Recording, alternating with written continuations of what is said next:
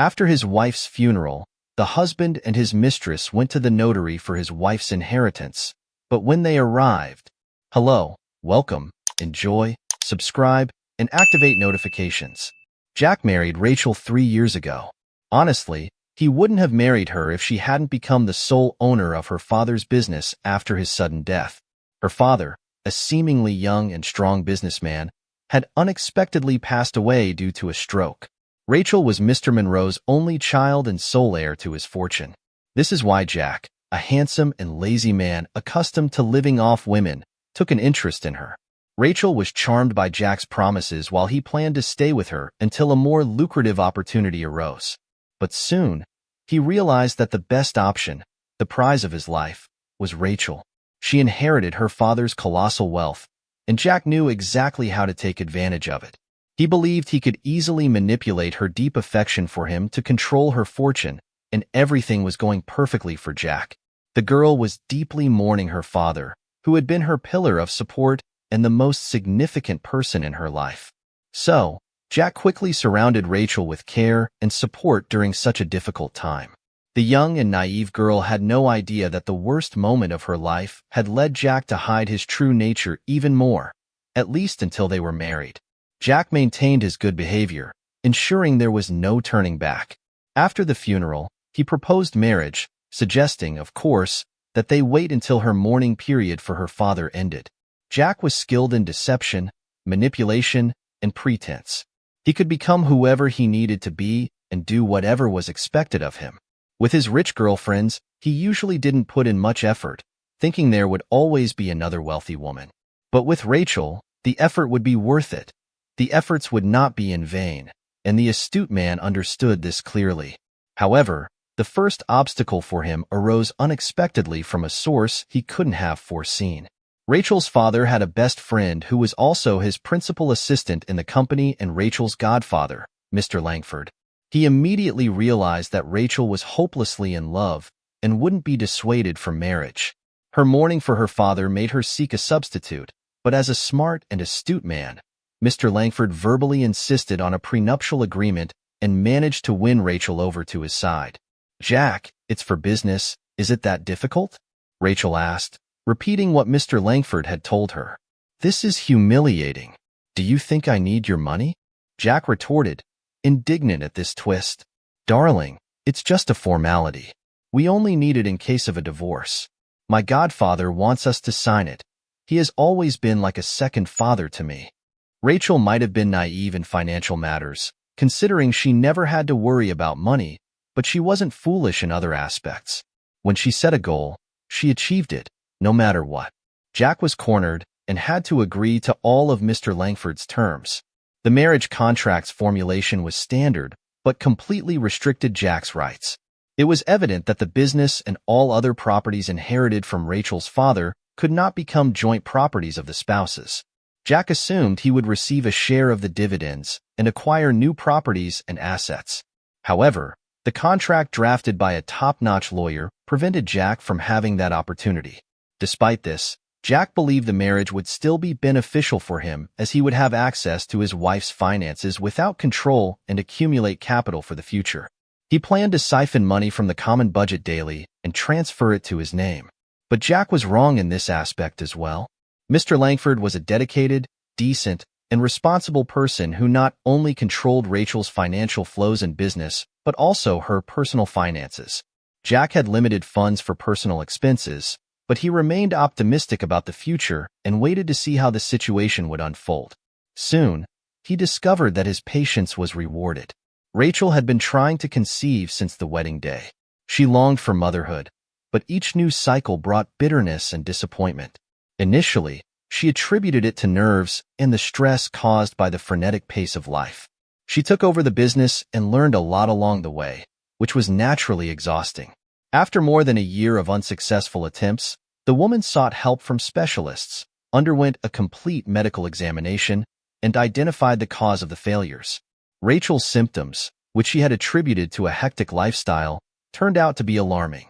Her body was warning her of problems, but she ignored them. Finally, the doctors diagnosed her with cancer.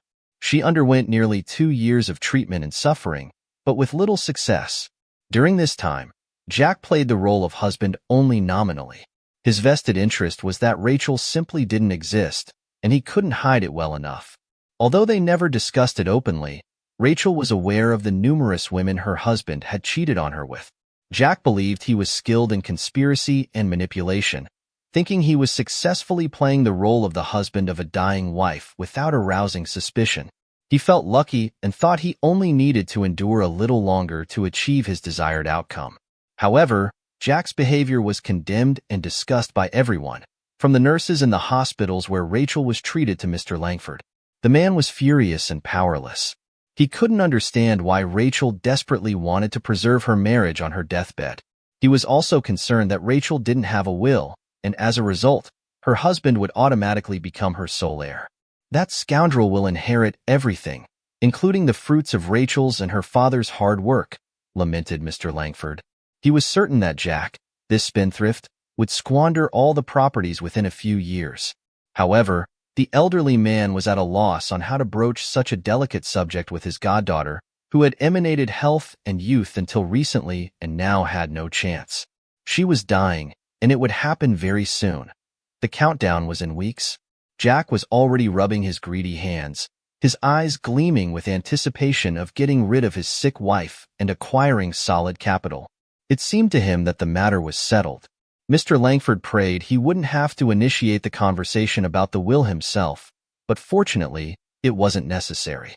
Rachel started the conversation, revealing a secret plan that left him speechless because she had planned everything meticulously with subtlety and ruthlessness.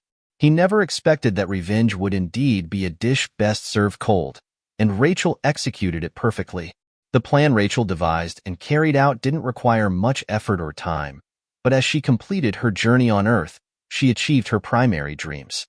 Unfortunately, Rachel's loved ones didn't witness a miracle, and she passed away without recovering. Before her death, she organized the details of her funeral with great care. Calm and resolute, she conveyed her final wishes. The day after the farewell ceremony, the notary summoned the people mentioned by Rachel in her will and asked them to attend the reading. Jack was shocked by this news.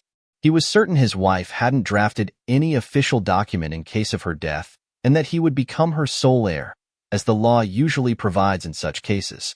Still hoping for the best, he went to the appointed meeting, taking his new lover, Stacy, a stunning beauty. Entering the notary's office, Jack spotted Mr. Langford and Rachel's friend, Carl Tress. But what caught him off guard was that Carl wasn't alone. He was pushing a stroller with a boy inside. Jack was completely unaware of Carl's marriage or the child's birth. Although Jack wasn't an expert in any field, he certainly wasn't a fool, and it didn't take long for him to realize that there was a hidden agenda and that he had been deceived. Despite this, curiosity got the better of him, and he wanted to know what Rachel had planned, though it was already clear it would be incredibly humiliating for him. For about 15 minutes, everyone remained silent, occupying different corners of the room. No one else arrived. The notary seemed to have deliberately prolonged the introductory part as much as possible, telling them why they had gathered and that it was an honor to read the deceased's last will. The notary announced with a malicious smile, hinting that the will's contents were no secret to him or the others. Finally, Jack heard his name. "To my lawful husband, Jack, I deny the inheritance," read the notary. After uttering this modest and short sentence, the notary looked at Jack and asked if he had understood its essence. The humiliated man had no choice but to nod. At that moment, Stacy took his hand, trying to leave defiantly, but Jack held her in place, ignoring her questioning look. He wanted to leave the scene of his public humiliation as quickly as possible, but the play wasn't over yet, and the invited audience needed to see it through.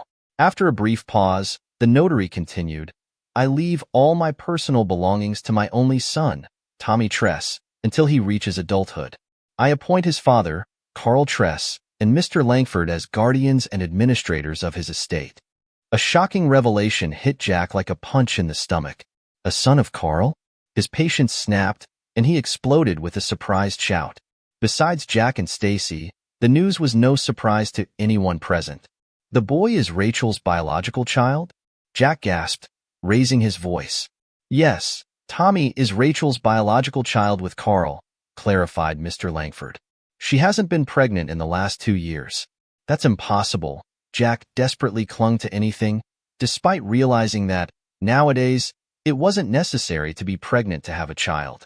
The godfather smiled, clearly enjoying Jack's shock and disappointment. Today's medical advances are impressive, he commented. While observing this scene, Carl recalled the horror he felt 2 years ago when he discovered that his best friend was gravely ill with little chance of recovery. It was shocking to him how calmly she spoke about her limited time and what she needed to do. That's when she revealed her desire to become a mother, no matter what. I preserved my eggs before starting treatment. They told me I probably wouldn't be able to conceive my child, but I insisted. Carl, I grew up without a mother and know it's not easy, but I always felt your love and protection. Carl cautiously asked, does Jack agree to raise the child alone? Who would allow that? I'd be happy to become the guardian and use the baby's money since he has no awareness, replied Rachel. No, I've realized that my dear spouse has a rather questionable character, to say the least, and his reaction to my diagnosis and prognosis, I don't even want to talk about him. This man doesn't deserve my worry. What about the baby? That's what I wanted to discuss with you. Rachel hesitated, which was quite unusual for her, as she was generally fearless. I don't know how to broach the subject delicately. Maybe there's no delicate way. In short, I'd like you to be the father of my child, she exclaimed in a high-pitched tone. Are you joking? You have a husband, replied Carl, clearly caught off guard. Yes, I have a husband and will have until the day I die. I've already made that decision. Of course, we won't sleep together. It's impossible given my current state. I can't carry the baby, unfortunately. I preserved my eggs, and now we need the biological material of the future father, naturally. We also need a woman to carry and give birth, but fortunately, these services are available now. At first, Carl found this absurd, the musings of a desperate woman, but she had a logical plan in her mind and had already completed a significant amount of preparatory work. She researched the legal aspects, arranged the services of a reproduction clinic, and even found a surrogate mother for the future baby. Carl, I could use a donor's services for the baby's father. I want to leave a part of myself, but when you think about it, who will the baby be with? I've thought a lot, but you're the only one I can trust. Knowing you for so many years, I believe you'll be a great father. I understand you want to form your own family, marry, and have children. It's logical. But please think about it. Don't answer now. For me, after what happened with Jack, the father of my child must be someone who doesn't prioritize money, someone who won't exploit my assets. I'm no longer as naive as before marriage. Jack taught me a lot. Now I have a lot of life experience. As for you, you don't need any money. You have plenty, replied Rachel, correcting her reasoning for the first time. You know you'll succeed. You work tirelessly to keep the family business thriving. You never needed anything. Now I know for sure that a man who grew up poor will never stop thinking about having enough to eat, and if his decency also falls short, there will be a significant problem. I experienced this firsthand, added the woman sadly. To be honest, I'm completely confused.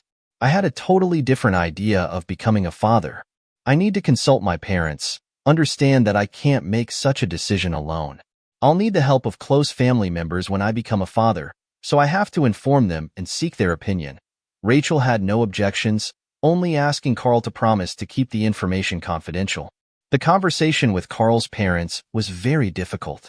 His father accepted everything neutrally, listened to all the explanations, and assured he would support his son's decision and help as much as possible with the grandchild. His mother, however, wasn't as open-minded. Like all mothers, she wanted him to marry a good woman and have children together. She felt immense sympathy for Rachel, knowing her since childhood and holding her in high regard, but this request was very difficult for a mother to accept, that the mother of her grandchild was dying and that the child would be carried by another woman. Can the child inherit the disease? The woman feared this question, finding it terrible, awkward, and out of place. However, how could she ensure her grandchild's safety? Rachel doesn't have a hereditary form of the disease, Carl replied, which reassured the anxious woman to some extent, though not completely. However, after careful consideration, she expressed her support for her son's decision. Carl also struggled with indecision. Rachel's proposal took him by surprise, but after a period of contemplation, he concluded there was no reason to refuse. When he conveyed his approval to Rachel, she was overjoyed, and they began to implement their plan step by step. While Carl reflected on the story that would change his life, Mr. Langford recalled the conversation with Rachel a little over 2 months ago. Starting from afar, she said she honored Mr. Langford as a second father and hoped he wouldn't refuse. Then, she revealed that she wanted him to become her child's guardian. Initially, Mr. Langford thought his goddaughter was delirious, but as Rachel shared the full story, the godfather was in shock. Not only had Rachel and Carl made such a bold decision, but they had also hidden it for so long. "How old is the baby now?" Mr. Langford asked. "Tommy is 8 months old," Rachel smiled. "You two really know how to surprise," Mr. Langford exclaimed, still processing the shock. "I don't want Jack to discover the child before I die. He'll only find out when my will is announced. I've already drafted it, and it's with the notary. However, there's one aspect that still needs to be resolved. Tommy will only have one father. I've reevaluated many aspects of my life and don't want to leave anything to chance. Kurt's parents then, if anything happens to him, Tommy will go to them, but I want you to have rights too, just in case." Being good at understanding people, the elderly man realized it could be very dangerous to act this way with Jack, although Rachel's husband fully deserved this treatment. "Rachel, are you sure you want to treat your husband this way? He's a repugnant man. Getting involved with your means? I mean, why do you need such revenge from beyond the grave?" He expressed his thoughts, then immediately apologized. "Sorry, dear, for being so rude. You know, I've thought about this for 2 years. I witnessed Tommy's birth, saw how Carl loves him and how his parents adore him. I don't need anything else. I've accepted the situation. Currently, I'm much more bothered by those who talk about miraculous recovery and cure. As for Jack, I loved him so deeply, believed in him wholeheartedly, but he turned out to be the most ungrateful of beasts. He comes to the hospital as if it's a hard job. Did you know his girlfriends bring him here?" The elderly man nodded silently, the bitterness evident on his face. "And I should forget this? No. He values money above all else, so that's how I'll punish him. It will be a surprise for him, you'll see. I kept everything a secret from you. It was immensely difficult. I wanted to introduce my son to you immediately, but I was extremely cautious so that no one discovered it accidentally and told Jack. This might be my farewell to him. I even wrote a letter that the notary will deliver." Mr. Langford made several attempts to dissuade his goddaughter. It seemed to him an ill-advised decision, but the woman stood her ground, and he had to relent. After all, it's her final wish, deserving respect. Amid the sudden silence in the notary's office, everyone was immersed in their thoughts. Of course, you don't need to be a seer to guess that Jack cursed Rachel in every possible way. People like him have no idea they might be at fault, and that others' behavior could be a perfectly logical response. However, such introspection is too complex for these people. Why bother looking for problems within oneself? Strangely, it was Stacy who broke the silence. She tried to grab her lover by the elbow to lead him out. However, Jack had no intention of leaving as he hadn't finished speaking. "Are you sure I don't have any right to anything, not even a mandatory share, or whatever it's called? I'm the husband, after all," shouted the man. Even Stacy winced at such behavior, let alone the others present. Only the notary, accustomed to such conduct, remained impassive. "According to the will, you're not included in the circle of people entitled to a mandatory share of the inheritance. Moreover, I carefully studied your marriage contract. Its text is attached here." The notary patted the thick folder in front of him. "You have no chance, even by appealing to the courts, although you naturally retain the right to such an appeal." "I'll contest this. It's not clear who this illegitimate child is," Jack started to ramble, not realizing what he was saying. Carl struggled to hold back from punching the arrogant man. Even the usually calm Mr. Langford turned red with anger. Only the notary remained as calm as a python. For him, this was a typical workday, and nothing was surprising. He responded calmly, "Attached here are not only the child's birth certificate, but also the medical documents providing clear answers about his birth. Moreover, as per the deceased request, DNA test results confirm that your wife is Tommy Tress's biological mother. I must inform you that all the documents were gathered thoroughly and meticulously. Can I see? Jack wanted to see the evidence. No, you can only review the part that concerns you. All other documents, especially those regarding the child, can only be disclosed with the parent's consent, of course. I do not permit, Carl immediately intervened. Then it's only possible in a court process if the court deems it necessary to require those documents. That was the last straw for Jack. He stormed out of the office, slamming the door behind him, promising not to let this matter rest. His lover, however, was more polite. She said goodbye and left quietly, closing the door behind her. Does it matter that he didn't sign that the will was read to him? Mr. Langford asked the notary. There are many like him. It's no more than a formality, the notary reassured him. It would be funny if it weren't so sad. I still don't understand how Rachel got involved with him, Mr. Langford said aloud, but his question remained rhetorical. The men quickly signed the necessary documents and shook hands. Mr. Langford helped Carl put little Tommy in the stroller. Do you want to join us? I want to take a walk and get some fresh air. It's good for the baby, Carl asked. Certainly, I'll accompany you for a while, Mr. Langford agreed. They walked in silence, listening to the stroller's wheels noise. Do you think Rachel would be satisfied with how I'm handling things? Carl finally asked, expressing what had been bothering him. I'm sure she would be. You're a wonderful father, and it's evident how much you mean to each other, Rachel's godfather reassured him. To be honest, there's one thing I can't get out of my head. You know, I think Rachel told you that I advised against what just happened in the notary's office. Talking about this circus with the will, and how Jack found out about Tommy.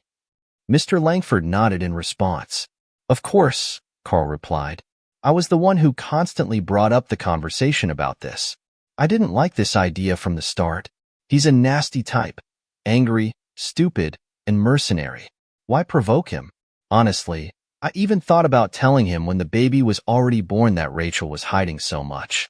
I believed I had no right to. I decided she simply didn't want to deal with him alone and left these disputes to us. Today, I saw him with that woman, with no shame at all. Now I wonder if I did the right thing by not insisting on my position. His reaction, the expression on his face, was terrible.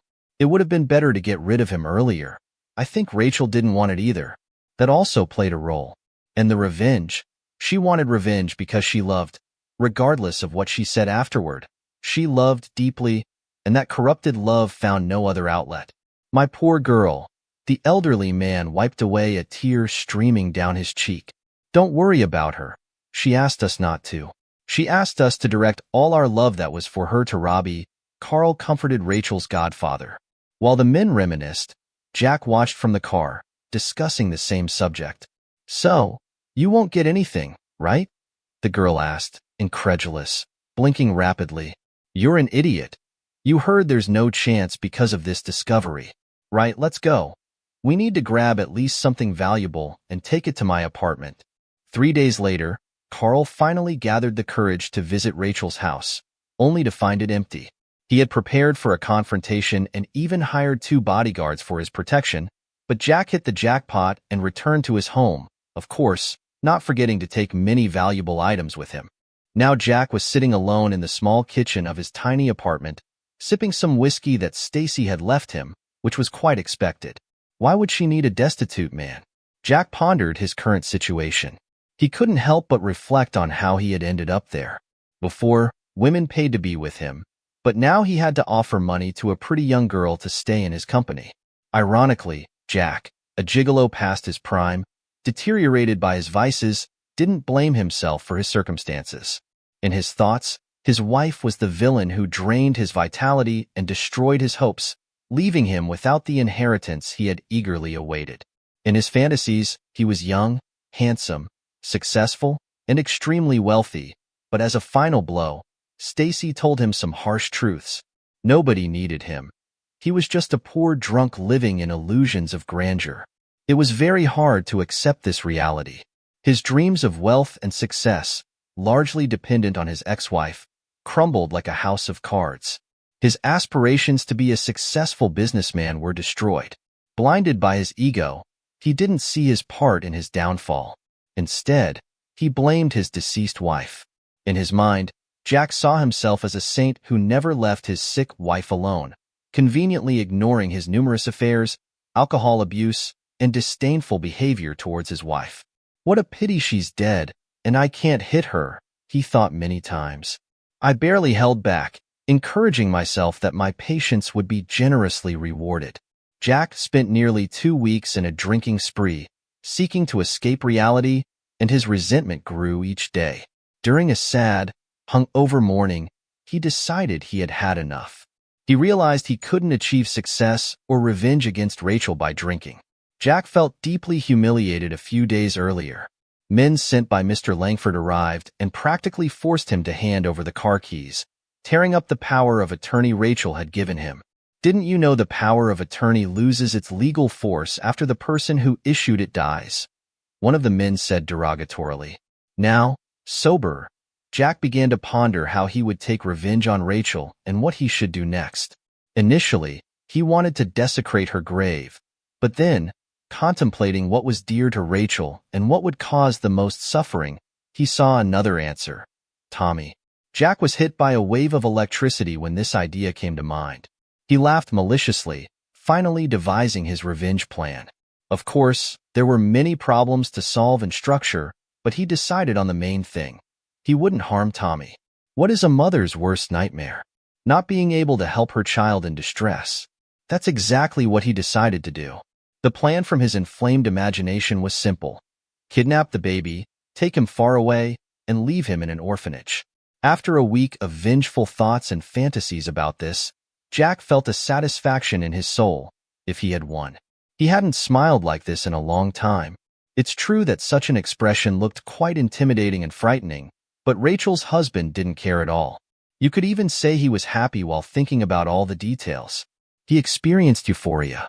The object of his hatred wasn't nearby, but Jack eagerly imagined how Rachel would have suffered from her inability to help her child. Once he decided on the plan theoretically, he began to think about the practical side. He needed to learn everything about Tommy's movements and who took him out of the house to perfectly choose the place and time for his crime. Jack knew Carl well in his past and was even familiar with his parents, having visited their home. He also knew that the elite suburban settlement had reinforced security. As Jack began contemplating his plan, he realized the challenges. Jack was determined to proceed with his plan despite the challenges he would face. He spent days observing from the forest with binoculars, studying the child's daily routine and movements. Is the game worth the candle? Jack questioned himself. Absolutely. His mental state visibly deteriorated after the will announcement. She ruined my life, and I will ruin her son's life, he murmured with a malicious laugh. If an indifferent person were near Jack at that moment, they would have noticed the drastic changes in his behavior and perhaps encouraged him to seek help. Unfortunately, the story does not entertain hypotheses. Jack was relentless in achieving his goals. Once he had a plan, no matter how foolish it seemed, he saw it through to the end. He spent days preparing the necessary conditions, exploring the entire territory to find the perfect viewpoint to observe Carl's house while remaining hidden. For more than a week, Jack would rise at dawn and rush to the settlement, staying there until late at night, keeping constant surveillance with binoculars and meticulously recording every activity in the house. He diligently kept a notebook to ensure he didn't miss anything. Through his observations, Jack learned that the child was cared for by Carl's mother and a nanny. However, Carl and his mother were unsuitable for Jack's plans. Both knew him well and could identify him immediately. Jack had no intention of being caught or punished for the crime he was planning. Jack meticulously planned his attack, anticipating that the police would come to him with questions, but he hoped to deflect them. In his plan, the nanny was chosen as the target of the attack. She had a fixed schedule and always walked with Tommy in the same places and routes. Luck favored Jack on a Wednesday during the nanny's daytime walk with the baby, who slept peacefully. She left the secure area of the settlement, following a small path in the forest to a clearing where another nanny from a nearby settlement met her. They chatted, and Jack even heard their laughter. To avoid drawing attention, Jack decided to stop observing the settlement daily and only visit on Wednesdays, trying to coincide with the nanny's daytime walk. Everything was precise as clockwork. Every Wednesday, the nanny left the safety of the settlement and walked along the forest path. For 4 consecutive Wednesdays, he observed the system to ensure it didn't fail. On the 4th Wednesday, he knew he would return the following week at the same time to take the child. To execute his plan, he bought a powerful taser at a local market, paying in cash to avoid being traced. He meticulously planned every detail to avoid being captured. Similarly, he bought an old car, stole plates, and attached them to the vehicle. He strategically determined where to park the car so that it was close enough to escape, but not so close as to draw attention. He also considered his appearance, taking measures to disguise his figure and face to avoid recognition. Thoughts of kidnapping consumed him. He went to sleep and woke up with these thoughts, even dreaming about the act in precise detail. As the designated day approached, he lost nearly 7 kilograms and became a shadow of his former self. One look at him was enough to see that he was a man to be feared. Traces of neurosis and obsession began to etch themselves onto his face. On Wednesday, he parked at the pre-selected spot and waited.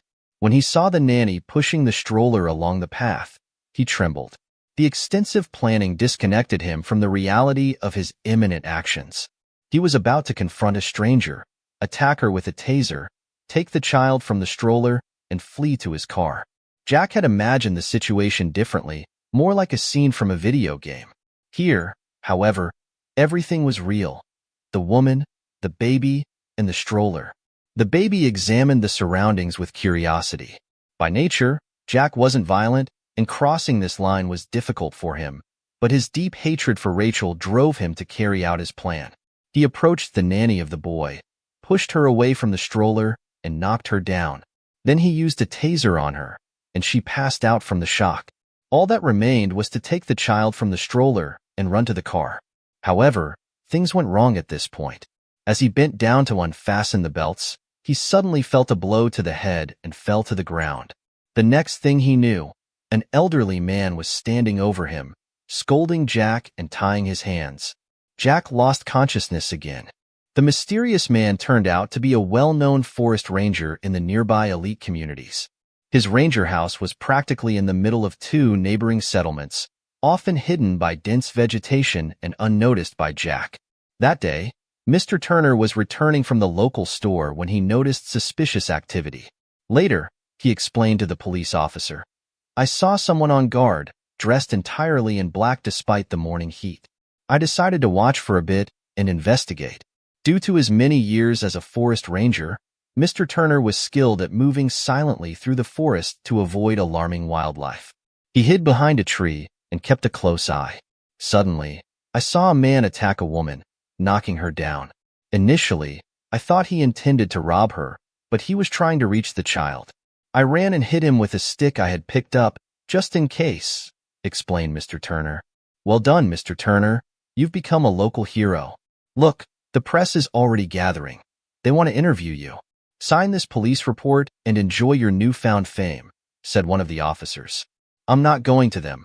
I don't care about that sort of thing," Mr. Turner replied calmly, returning to his house via an indirect path so no one would follow him. Mr. Turner didn't feel he had done anything extraordinary. He believed anyone would have acted similarly in his position. How could he not help when those who couldn't defend themselves were in danger? A few hours later, Carl arrived at Mr. Turner's house. "Hello. I'm the father of the boy you rescued today. He's a good kid. He calmed down as soon as I picked him up. Such a brave and smart boy. Thank you very much. It's a blessing you were there in time.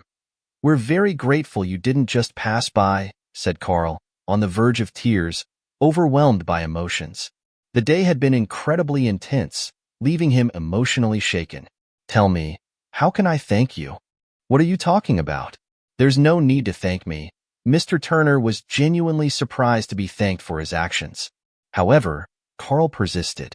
"Well, if you insist, a new hunting outfit and maybe some food for my dog would be appreciated." "Of course, no problem," Mr. Turner replied. "By the way, if you don't mind me asking, was all this done for money?" the curious forest ranger asked. "Oh, unfortunately, it's much more complicated than that," Carl replied. "Well, feel free to share if it's not too much trouble. I live somewhat isolated here, in an information vacuum, so to speak, Mr. Turner encouraged. Carl began recounting the disconnected events of the past few years, including Rachel's illness, the unconventional paternity decision, her subsequent death, and the revenge against her husband. The investigator informed me that Jack was deeply hurt as everyone assumed his actions were solely motivated by greed. He was consumed by revenge, Carl explained. Carl felt relieved when Mr. Turner asked about this complex story. He was eager to share it with someone, seeking an impartial perspective from a stranger. He wondered if they had driven Jack to a state of madness and vengeance, and, if it were just about himself, Carl wouldn't suffer so much reflexively, but everything he and Rachel did came back to the boy. Carl added after finishing his story. Carl turned to Mr. Turner, an impartial observer, and asked, "Do you think we pushed him to this point? Are we responsible for his desire for revenge?" "Oh boy, are you serious? You're an adult and talking this nonsense? That Jack of yours always found a reason. He didn't even need one. He married for money, blatantly cheated, mistreated his sick wife, and convinced himself it was all her fault. Her fault for retaliating once, for losing patience, for not enduring. Oh, she hit the most painful thing for him, the wallet. On the contrary, well done. The woman thought of a plan and executed it." Mr. Turner replied with a harsh truth from a stranger's perspective, which really lifted Carl's spirits. Carl reflected deeply on every word Mr. Turner had said. "Now I also owe you for your good advice," Carl smiled in response. The forest ranger just waved his hand at him, and they said goodbye as friends. Mr. Turner promised to check on the boy. "I heard somewhere that they have this belief or wisdom, God knows what to call it, that if you save someone's life, you're responsible for that person forever. So, don't worry about your Tommy. I'll look after him here too," said the forest ranger as a farewell. True to his word, he regularly visited Carl's house and was always a welcome guest. In him, the boy found another loving family member. Meanwhile, the court sentenced Jack to several years in prison. During this long period, everyone in the house managed to calm down and return to their usual peaceful life. The family could finally breathe a sigh of relief. Mr. Langford visited regularly and took care of the boy, diligently fulfilling the duties assigned to him by his goddaughter. Carl met a single mother whose daughter attended the same kindergarten group as Tommy. The children got along well, and Carl's parents hoped this time their son's personal life would flourish and that Tommy would have a loving stepmother and a sister, maybe even more than one sister. But, of course, as Carl promised Rachel, he would never let Tommy forget his mother. He always talked about her, showed the boy pictures and videos, constantly reminding him that his mother loved him very much and that she was always with him, protecting and caring for him, even if he couldn't see her. I sincerely hope you enjoyed the story. I'm sure the next video appearing on your screen will also move you. Don't forget to subscribe to the channel, give it a like, and activate the notification bell so you don't miss our upcoming videos. A big kiss and see you in the next story.